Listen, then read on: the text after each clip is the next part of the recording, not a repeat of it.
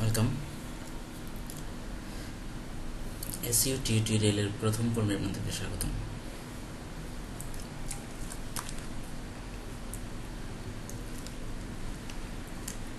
আজকে আমরা এসইও বা সার্চ ইঞ্জিন অপটিমাইজেশন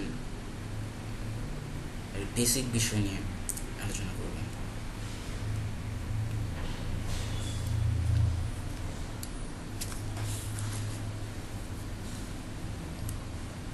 আমাদের প্রথম প্রশ্ন জানতে পারে যে সার্চ ইঞ্জিন কি।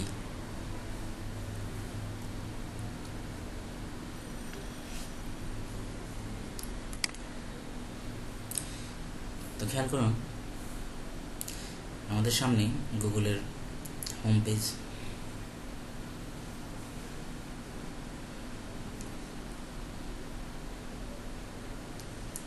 তো গুগল বিশ্বের সর্ববৃহৎ search engine. Google, Yahoo, being, এরকম আরও অনেক অনেক সার্চ ইঞ্জিন রয়েছে। তার মধ্যে গুগল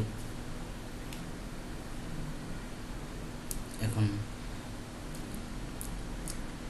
বহুল প্রচলিত।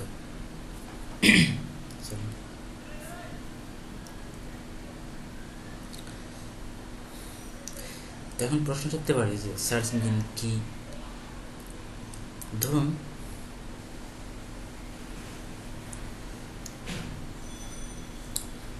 আমাদের একটা প্রতিষ্ঠান আছে, যে কোনো প্রতিষ্ঠান হতে পারে।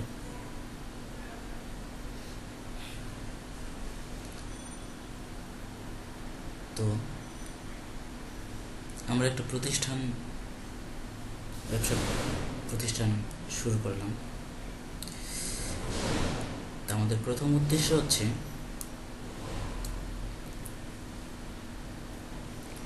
আমাদের ব্যবসা প্রতিষ্ঠানে আমাদের ব্যবসায়িক যে পণ্য আছে তার গুণগত মানকে আরো উৎকৃষ্ট করা, যাতে আমাদের যে গ্রাহক তারা যেন আমাদের প্রোডাক্টটা পেয়ে সন্তুষ্ট হয়। তো এখন প্রশ্ন হচ্ছে, আমাদের মতো এরকম তো আরো আমাদের যে পণ্য এরকম আরো একই বিজনেস আরো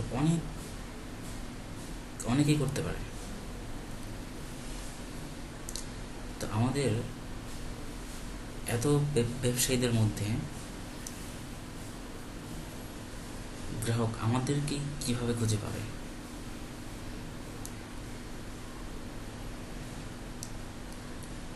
আমাদের খুঁজে পেতে হলে আমাদের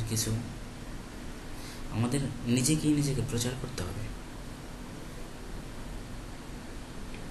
আপনারা অবশ্যই দেখে থাকবেন বিক্রয়.com রিসেন্টলি, খুব বেশি দিন হয়নি যে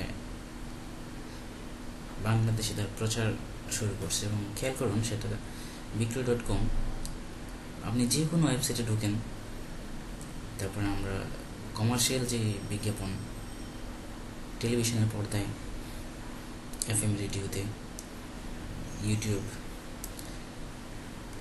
প্লাস যে কোনো ফেসবুক, টুইটার, লিঙ্কডইন, প্রত্যেকটা যোগাযোগ মাধ্যমে তারা নিজেদেরকে প্রচার করতেছে। এভাবেই কিন্তু দেখেন বিক্রয়.com এখন বহুল প্রচলিত। তো আমাদের সার্চ ইঞ্জিন হলো তাই। ধরুন আমাদের একটা ওয়েবসাইট আছে। তো ধরুন আমাদের একটা ই-কমার্স ওয়েবসাইট আছে, যেখানে আমরা আমাদের বিভিন্ন ধরনের প্রোডাক্ট সেল করব।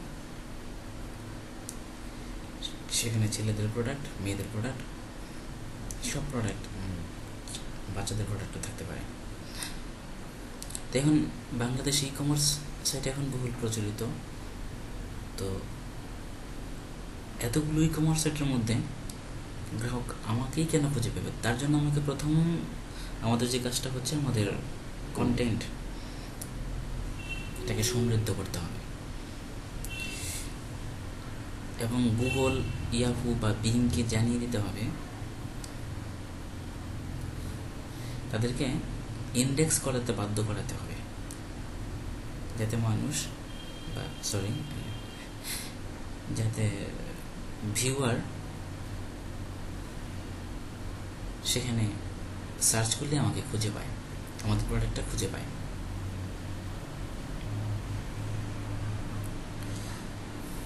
ধরুন আমরা যদি এখন ম্যাঙ্গো লিখে সার্চ করি,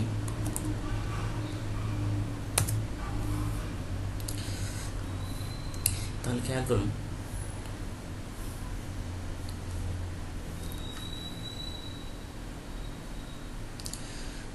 গুগল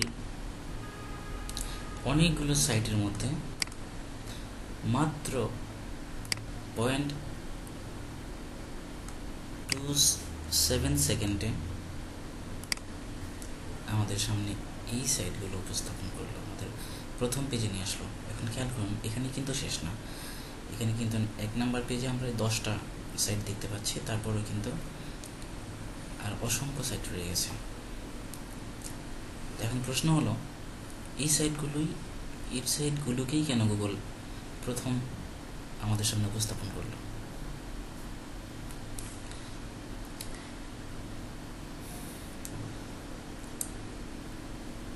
এখানেই আমাদের উত্তরটা আমরা পেয়ে যাচ্ছি যে এই ওয়েবসাইটগুলোর কন্টেন্ট অনেক সমৃদ্ধ এবং এই ওয়েবসাইটগুলো গুগল এসইও সহায়ক। সেই জন্য আমরা গুগলের প্রথম পেজেই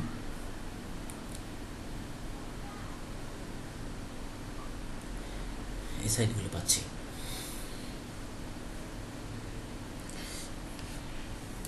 আশা করি বুঝতে পেরেছেন।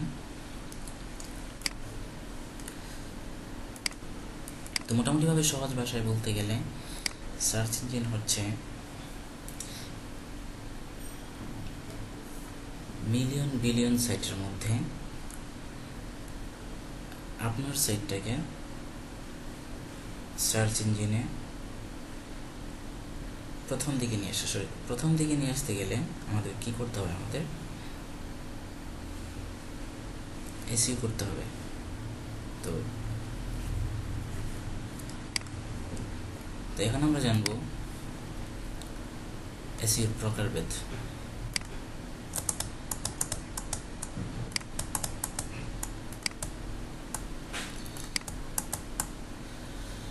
এসইও মূলত দু প্রকার, white SEO, black SEO.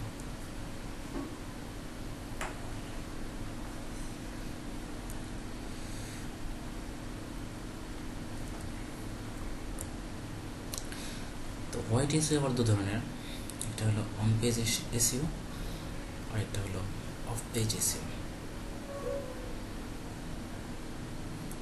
On page এসইওটা হলো আমাদের ওয়েবসাইটের মধ্যে আমরা যে কাজগুলো করি, আমরা ওয়েবসাইটের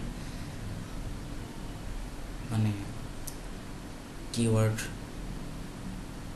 নির্বাচন করা, প্রাসঙ্গিক কিওয়ার্ড নির্বাচন করা অবশ্যই, তারপরে কন্টেন্ট সমৃদ্ধশালী করা, টাইটেল ট্যাগ নির্বাচন করা, তারপরে header tag, alter tag, hyperlink বা অ্যাঙ্কার ট্যাগ যেটাকে আমরা বলি।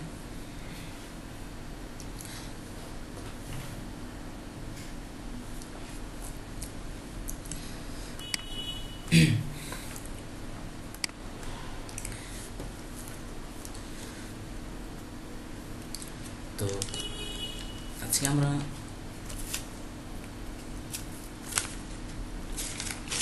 আরেকটা বিষয় সম্বন্ধে জানতে পারি, অফ পেজ এসইও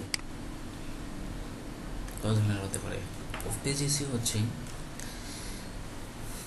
আমরা আমাদের ওয়েবসাইটের বাইরে যে কাজগুলো করব, মানে অফ পেজ এসইও হচ্ছে আমাদের ওয়েবসাইটের মধ্যে কোনো কাজ হবে না, যেটা হবে আমাদের ওয়েবসাইটের বাইরে, মানে অন পেজ এসইওর বিপরীত। অন পেজ এসইও হচ্ছে আমাদের ওয়েবসাইটের মধ্যে কাজ করতে হবে এবং অন পেজ এসইওটাই প্রধান। আমাদের কন্টেন্ট যদি শক্তিশালী না থাকে, আমাদের ওয়েবসাইট যদি মানে আমাদের যে ভিউয়ার, আমাদের যে ধরুন আমরা এখানে ম্যাঙ্গো লিখে সার্চ করলাম, কোনো কারণে সে 1 নম্বরে আসলো, গুগলকে ফাঁকি দিয়ে কোনো কারণে 1 নম্বরে আসলো, কিন্তু আমি যদি যে কারণে সার্চ করলাম আমার সে কাঙ্ক্ষিত রেজাল্ট যদি আমি না পাই তাহলে কিন্তু আমি এখানে থাকছি না। তাহলে গুগল যদি দেখতে পাচ্ছে, গুগল যদি বুঝতে পারে যে কোনো কারণে তার এই ওয়েবসাইটে ভিউয়ার থাকছে না, তাহলে গুগল অটোমেটিক্যালি সেটাকে ডিসঅ্যালাউ করে। তো আমরা যেটা বলছিলাম, আমরা অফ পেজ এসইও নিয়ে কথা বলছিলাম। অফ পেজ এসইওর মধ্যে আছে ব্যাকলিঙ্ক, অন্য ওয়েবসাইটের সাথে আমাদের ওয়েবসাইটের লিঙ্কিং করানো, জনপ্রিয়। তারপর আর্টিকেল রাইটিং। আর্টিকেল রাইটিং হচ্ছে বিশ্বের অনেক বিখ্যাত আর্টিকেল বেস ওয়েবসাইট আছে, যেখানে আর্টিকেল লিখে আমরা আমাদের ওয়েবসাইট বা আমাদের যে একটা ওয়েবসাইট আছে যে বিষয়ে সেটা লিখে, ধরুন আমাদের ওয়েবসাইটের একটা আমরা পোস্ট লিখলাম, আমাদের যে কোনো একটা বিষয়ের উপর একটা পোস্ট লিখলাম, তো সেই পোস্টটা যে বিষয়ে আমরা এই বিষয়ের উপর একটা আর্টিকেল লিখে আমাদের ওয়েবসাইটের সেই লিঙ্কটা সেখানে দিয়ে দিতে পারি। এভাবে অনেক ভিউয়ার আমাদের ওয়েবসাইট সম্বন্ধে জানতে পারে এবং আমাদের ওয়েবসাইটে আসতে পারে।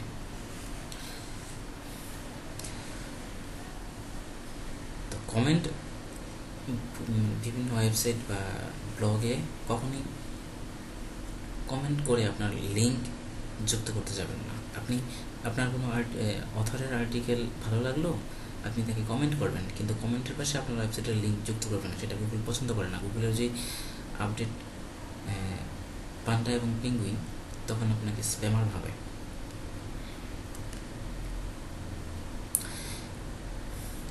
তারপর ফোরাম পোস্টিং, সোশ্যাল বুকমার্কিং, বিভিন্ন সোশ্যাল যে সাইটগুলো আছে সেখানে আমরা আমাদের ওয়েবসাইটের লিঙ্কিং করতে পারি।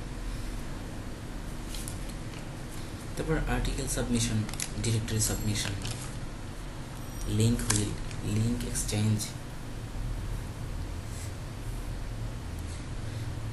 তারপর RSS submission, review site submission, classified submission, search engine submission.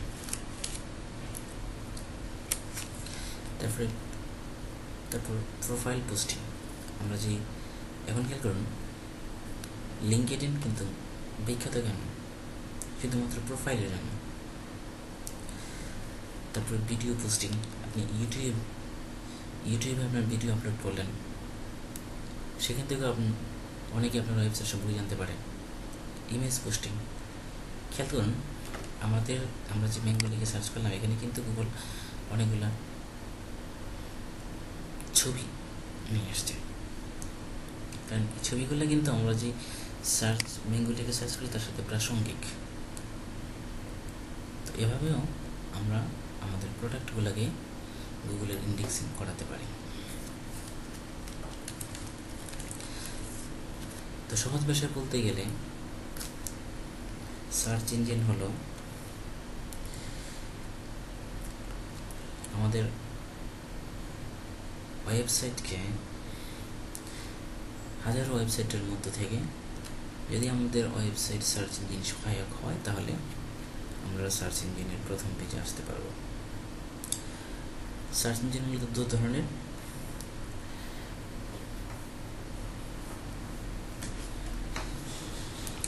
Black এবং হোয়াইট। আশা করি বুঝতে পেরেছেন। আগামী টিউটোরিয়ালে আমরা অন পেজ এসইওর কিওয়ার্ড নিয়ে আলোচনা করব। আজকে এই পর্যন্তই, ধন্যবাদ সবাইকে।